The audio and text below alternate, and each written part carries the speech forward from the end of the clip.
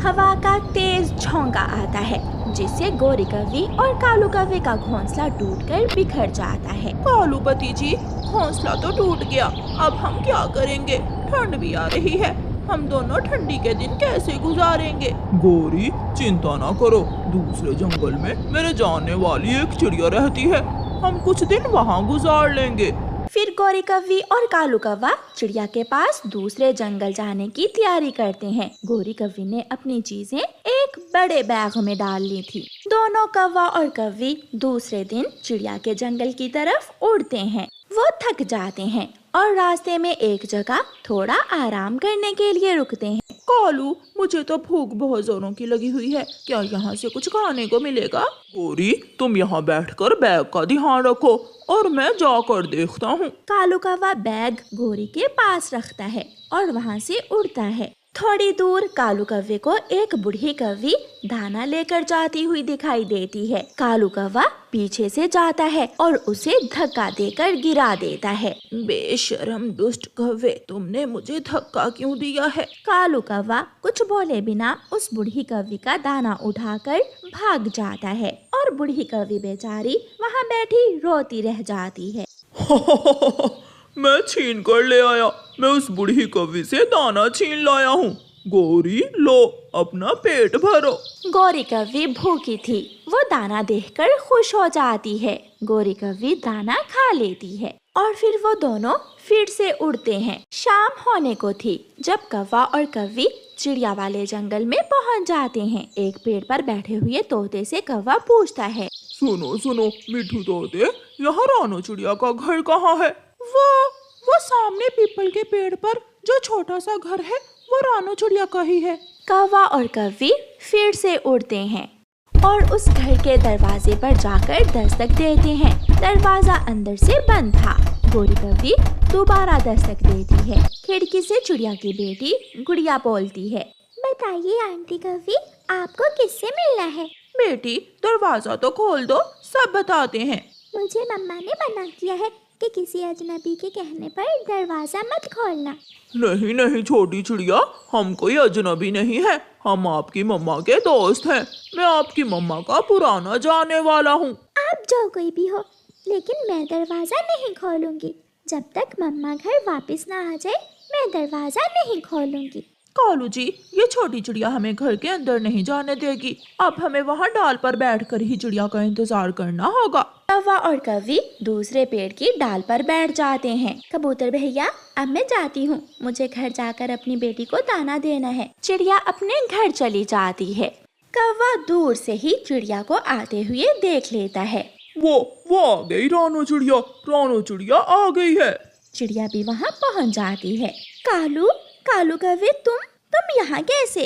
रानो, कल की तेज हवा से मेरा घोंसला टूट गया था, इसलिए मैं कुछ दिन रहने के लिए तुम्हारे पास चला आया हूँ। कौवे भैया, बात तो ठीक है, मेरा घर भी बहुत छोटा है, आप 1-2 दिनों में घर बना लेना अपना। फिर चिड़िया गोरी कौवी और कालू कौवे को घर के अंदर ले जाती है। चिड़िया, तुम्हारी बेटी ने तो दरवाजा ही नहीं खोला, मैंने बहुत विनती की इसकी। गोरी, मैंने ही मना किया है इसे, सुना है जंगल में कोई चील भी फिर रही है। आंटी कौवी और अंकल कौवे, अब विश्वास हुआ? मैं ना कहती थी, मम्मा ने मुझे दरवाजा खोलने से मना कर रखा है। चिड़िया कौवों को दाना देती है और सोने के लिए 2 नरम नरम घोंसले भी। कौवा और कौवी दाना खाते हैं और नरम नरम घोंसले में सो जाते हैं। मम्मा चिड़िया अपनी बेटी के साथ ही लेट जाती है। सुबह हो जाती है। कौवा और कौवी भी उठ जाते हैं और जंगल घूमने बाहर निकल जाते हैं। उड़ते उड़ते कौवा और कौवी पहाड़ों की तरफ निकल जाते हैं। वहाँ एक बड़ी चील बैठी हुई थी। चील के पास एक अनार का पेड़ भी था। कालू जी, मेरा तो अनार खाने को बहुत दिल कर रहा है। ये अनार का पेड़ उस बड़ी चील का होगा। अगर अनार खाना है तो पहले इस बड़ी चील से हमें इजाजत लेनी होगी। रानो चिड़िया की ऐसी कहानियाँ सुनने के लिए YouTube सर्च बार में रानो चिड़िया की कहानी लिखें या फिर ये बटन दबाकर बोलकर कहें रानो चिड़िया की कहानी। गोरी और कालू बड़ी चील के पास चले जाते हैं। चील दी, मेरी पत्नी गोरी का अनार खाने को दिल कर रहा है, क्या हम इस पेड़ से अनार खा सकते हैं? कौवे और कौवी, ये पेड़ मेरा ही है। हाँ, तुम इस पेड़ से एक अनार तोड़ सकते हो। गौरी कौवी जल्दी से पेड़ से एक अनार तोड़ती है और दोनों कौवे अनार खाने लगते हैं। अनार अंदर से लाल और बहुत मीठा था। चीलती, ये अनार का फल तो बहुत स्वादिष्ट था। क्या हम कल भी यहाँ अनार खाने आ सकते हैं? कौवे और कौवी, बदले में अगर तुम मुझे मांस देने का वादा करो तो फिर ये अनार तुम खा सकते हो। चीलती, आप चिंता न करें, हम किसी न किसी पक्षी को धोखे से यहाँ ले आएंगे। अनार खाने के लिए तो मैं कुछ भी कर सकती हूँ। मम्मा, मुझे ये कौवा और कौवी आंटी अच्छे नहीं लगे। कैसी अजीब अजीब सी लालच वाली बातें कर रहे थे। गुड़िया बेटी, ये कालू कौवा मेरा बचपन का दोस्त है। 2-4 दिन रहकर यहाँ से चले जाएंगे। कौवा और कौवी भी चिड़िया के घर लौट आते हैं। गौरी और कालू, तुम दोनों कहाँ गए हुए थे? हम तो अपने लिए घर बना रहे हैं। बांसों के पास हम अपने लिए बहुत ही मजबूत और बड़ा घर बना रहे हैं। फिर तो कुछ दिनों तक आप यहाँ से चले जाएंगे।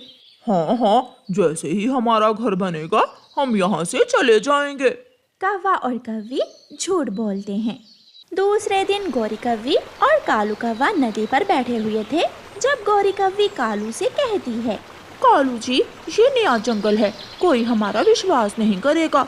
अगर हम चीलती के लिए मांस ना लेकर गए तो चीलती कभी भी हमें अनार खाने नहीं देगी। गोरी, चिड़िया हमारा विश्वास जरूर करेगी। हम चिड़िया को ही बलि चढ़ा देंगे। मैं अभी जाकर झूठ बोलकर चिड़िया को घर से बुला कर लाता हूँ। कालू कौवा चिड़िया के पास जाता है। चिड़िया अपने घर के बाहर बैठी हुई थी। चिड़िया, मैं अभी देख कर आया हूँ। पहाड़ों के पास बुलबुल गिरी हुई है, वो तुम्हें मदद के लिए पुकार रही है। रानो पुकार रही थी वो। ये सुनकर रानो चिड़िया जल्दी से बोलती है, कौवे भैया, आप भी मेरे साथ चलें, हमें बुलबुल की मदद करनी होगी। कौवा ऐसे झूठ बोलकर बहाने से चिड़िया को अपने साथ ले जाता है। गौरी कौवी चील के घर पहले ही पहुंच गई थी। चीलती, तुम्हारा भाई उस पागल चिड़िया को लेकर आने ही वाला होगा। तुम जल्दी से चिड़िया को खा लेना और फिर हम खाएंगे अनार। तोता चील के घर के पास बैठा हुआ था। तोता गौरी और चील की सारी बातें सुन लेता है और वहाँ से भागता है। रानो, रुक जाओ, ये कौवा तुम्हें धोखे से लेकर जा रहा है। अगर तुम इस कौवे के साथ गई तो चील तुम्हें खा जाएगी। चिड़िया डर जाती है। ये तोता झूठ बोल रहा है। मेरा दोस्त तोता कभी झूठ नहीं बोलता। चलो चिड़िया बहन, मेरे साथ आ जाओ, हम वापस जाते हैं। तोता चिड़िया को रास्ते में से ही वापस ले जाता है। जब शाम तक कालू कौवा नहीं आता तो गौरी चील से कहती है, चीलती, मैं अभी जाकर कालू को देखती हूँ, न जाने कालू कहाँ रह गया है। गौरी, अगर तुम मुझे मांस ही खिलाना चाहती हो तो क्यों ना मैं तुम्हें ही खा लूं। मुझे मांस मिल जाएगा और तुम्हारे पति कालू कौवे को अनार। ऐसे कहते हुए भूखी चील गौरी कौवी को पकड़कर मार देती है और उसे खा लेती है। ऐसे बुरे कौवों को अपने किए की सजा मिलती है। हर पक्षी को वही मिलता है जैसी उसकी सोच होती है। अगर सोच अच्छी हो तो अच्छा मिलेगा और अगर बुरी सोच हो तो हमेशा बुरा ही होता है। इसलिए हमेशा अपनी सोच अच्छी रखें और अच्छे की उम्मीद रखें। किसी जंगल में एक कौवा और कौवी रहती थी। वो दोनों बहुत लालची कौवे थे। कौवा जंगल से लकड़ियाँ काटकर दूसरे पक्षियों को बेचा करता था। एक दिन कौवा और उसकी पत्नी जंगल में लकड़ियाँ काट रहे थे जब कौवे की पत्नी कौवे से कहती है, कालू जी कहते हैं ऊपर वाला सबका ध्यान रखता है, फिर मेरे पास सोने के गहने क्यों नहीं है, जबकि चिड़िया के पास बहुत कुछ है। गौरी, चिड़िया बहुत मेहनती है और ईमानदार भी। एक तो तुम हर समय ईमानदार ईमानदार कहते रहते हो, ऐसे कामों से कुछ भी नहीं मिलता।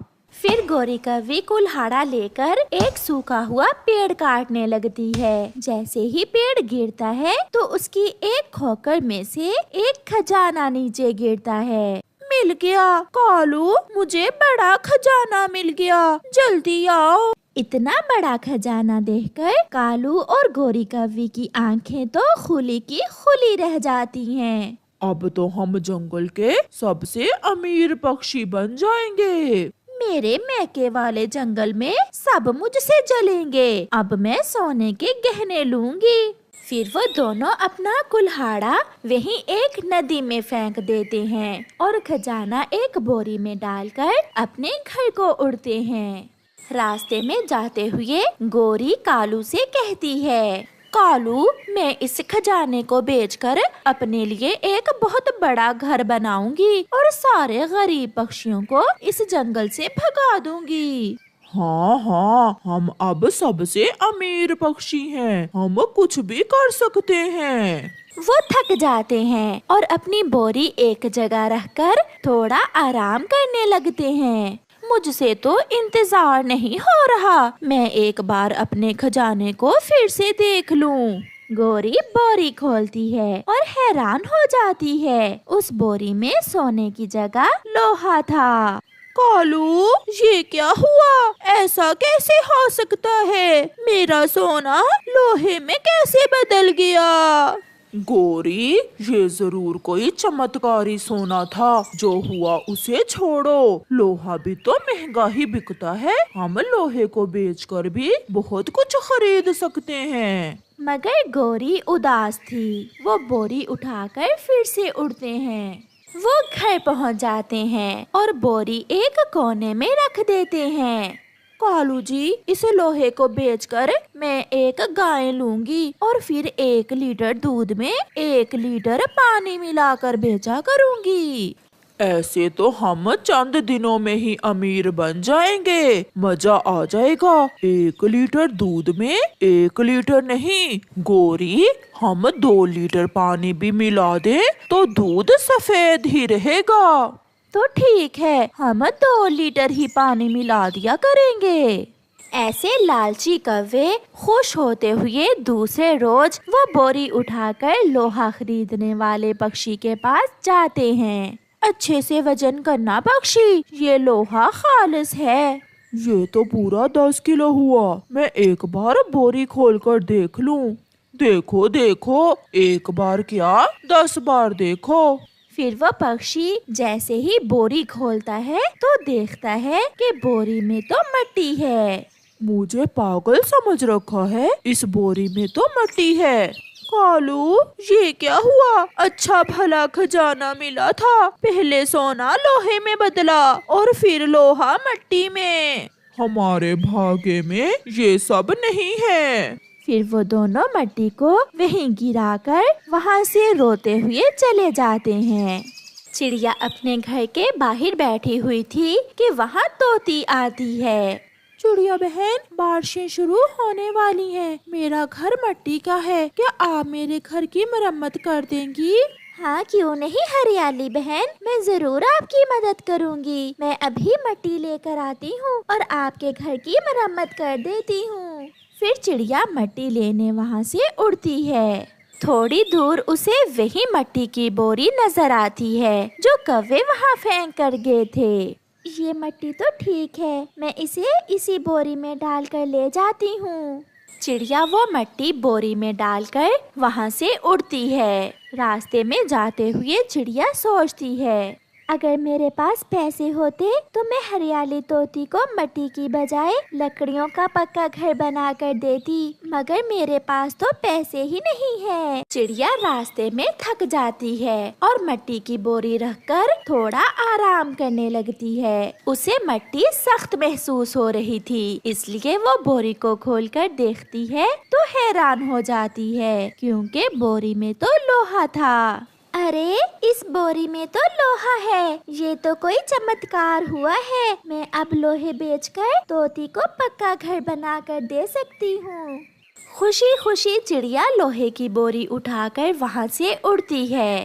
वो तोती के पास पहुँच जाती है और उसे जाकर बताती है, मुझे लोहे की बोरी मिली है हरियाली। अब मैं ये लोहा बेचकर आपको पक्का लकड़ियों का घर बना कर दूंगी, मगर अफसोस, अगर मुझे सोना मिल जाता तो मैं दूसरे पक्षियों की भी मदद कर सकती। मैं तो सब पक्षियों को नए घर बना कर देती। ऐसा कहते हुए चिड़िया लोहे की बोरी खोलती है, मगर उसमें तो सोना था। ये तो बहुत बड़ा चमत्कार हो गया। चिड़िया, ये जरूर ऊपर वाले ने आपकी मदद की है। अब आप अपनी हर नेक तमन्ना पूरी कर सकती हो। फिर चिड़िया वो सोने की बोरी सुनार के पास जाकर बेच देती है और आने वाले पैसों से तोते का पक्का लकड़ियों का घर बनवा देती है।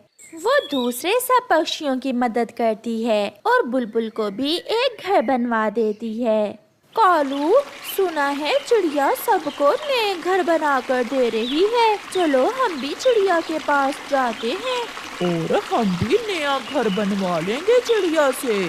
फिर वो चिड़िया के पास जाते हैं। चिड़िया, हमारा घर भी टूटा हुआ है, हमें भी एक घर बनवा दो। मेरे पास बहुत से पैसे हैं, मैं आपको भी नया घर बनवा दूंगी। चिड़िया, एक बात तो बताओ, तुम्हारे पास इतने पैसे कहाँ से आए? मुझे रास्ते से लोहार की दुकान के पास एक मिट्टी की बोरी मिली थी, जो बाद में सोने की बोरी में बदल गई। ये सुनकर गोरी की तो जान ही निकल जाती है। क्या? गोरी, वही बोरी जो हमने फेंकी थी?